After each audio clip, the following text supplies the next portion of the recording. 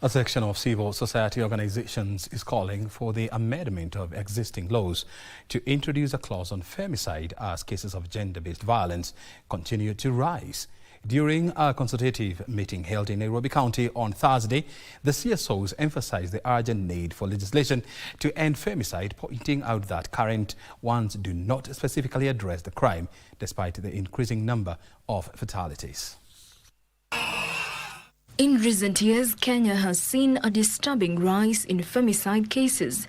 Since 2016, at least 500 women and girls have been murdered in the country.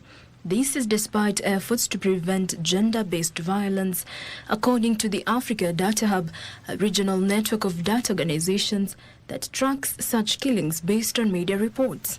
Now, a section of civil society organizations say current laws such as the Sexual Offences Act cannot effectively tackle the issue. Maybe femicide could have started from a domestic violence.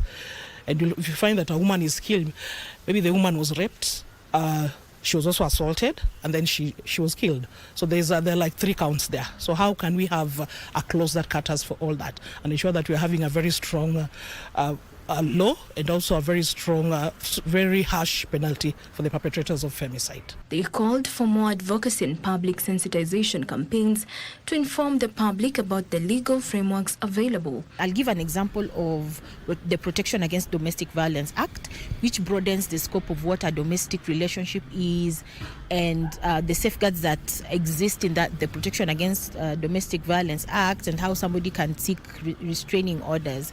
So a lot of people are not aware. The law is that, but people are not aware, and this hampers implementation and even impedes the safeguards that are being provided by law. And to the best of my ability. Resolutions of the meeting will be forwarded to the task force appointed by President William Ruto, among others, investigating the root causes of femicide and propose practical solutions to reduce its prevalence. Jacqueline Masharia for Prime Edition.